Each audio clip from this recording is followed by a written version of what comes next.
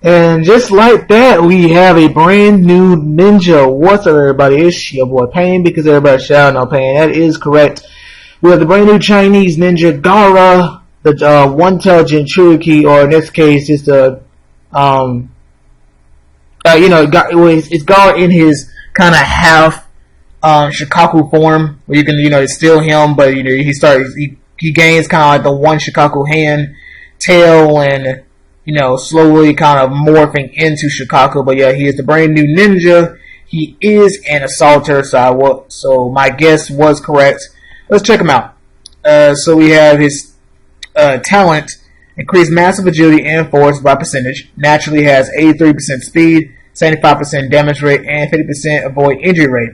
While alive in formation, increase ally speed by 110%, damage rate by 40%, and attack by 30%.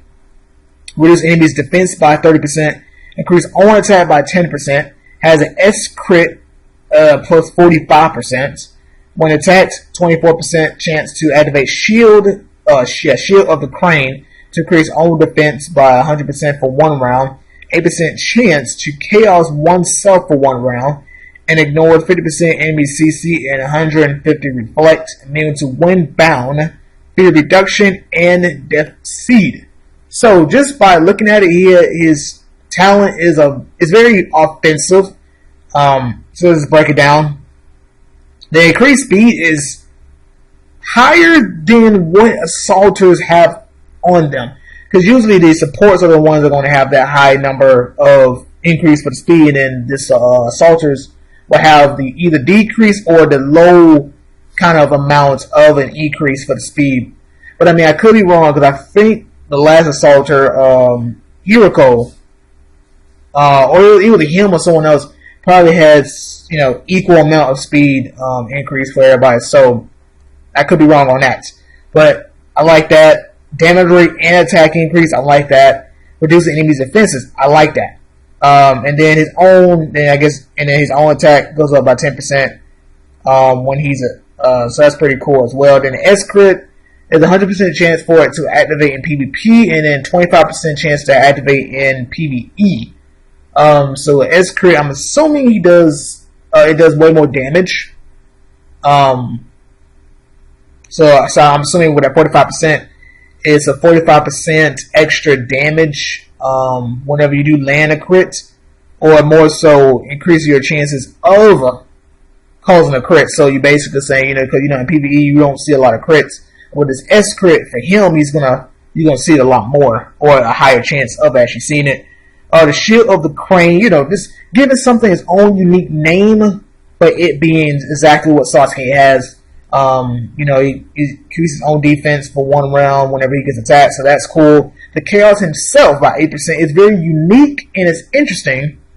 By 8% is very low. I mean, you could be like, you could low-key be unlucky and get that 8% whenever you don't need it, but it's something different. I guess in terms of the character, the character himself, he does have that kind of state of he's become a Shikaku. So it's like the chaos is kind of making him attack his own enemies, but his own allies, because now he's like losing his sanity. And then the ignore 50% is standard, or more so standard for the new assaulters, and then they reflect. It's pretty cool, because that's still low key is a problem with ninjas. You still sometimes see your final Sasuke's, Fortune's Obito's. So needing that's good. So his talent is very, I like his talent overall. A lot of helping on the offense side, very little on the defense, more so just him. But it's very, not very, but a lot of help on the offense side that I like. So for his skill, attack all enemies with 350% growth rate and additional hits to lowest HP enemy with 200% growth rate. Now it's a 90% chance to wind bound enemies for 2 rounds. Decrease enemies A rate by 40% and avoid injury by 30% for 2 rounds. Recover 50 Fury for the caster and 30 Fury for allies. Okay, so not much for his skill, but let's check it out. So 350 in everybody. But then that one other person, whoever is the lowest HP, I want to say, but yeah, obviously before he attacks, that means that one person is going to take way more damage, maybe most likely going to knock him out. Windbound, a new CC, his own CC. It might be cleansable. I mean, it was safe. It wasn't cleansable. So new CC, cool. A ray and avoid ray decrease. That's cool. And then the Fury, that's just what it is. Overall, he's mainly a PvP ninja. He can help in PvE if your current assaulter is not that good, or you lack damage. You lack damage. So he helps out with that. But pretty much it. I mean, it's not much he can do for you in PvE besides that. PvP, yes, but for me, it's a hard skip. Let's say even if I didn't have Sasuke and I still had gai+lee, I would still skip him because for me, I want more balance, and for him, he's like just straight up.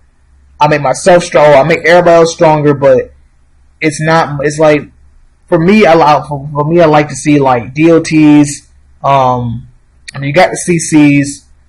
Kind of a mixture of like if it's boosting up everybody's defenses or some attack. But for me, it's building a very defensive team with some physical attributes. For him, it's all physical attributes, and what I see doesn't fit my current team if I still had gai+lee. So he's a skip for me. Does not mean he's not bad. You have to be the judge on what you want for your team. You look at him, I break it down, and you decide if you want him on your team. He comes out in June, so you got 3 months. Make a decision. But yeah, that's pretty much it, guys. And I will catch you guys later. Don't leave a comment. And if you're new, subscribe. Deuces.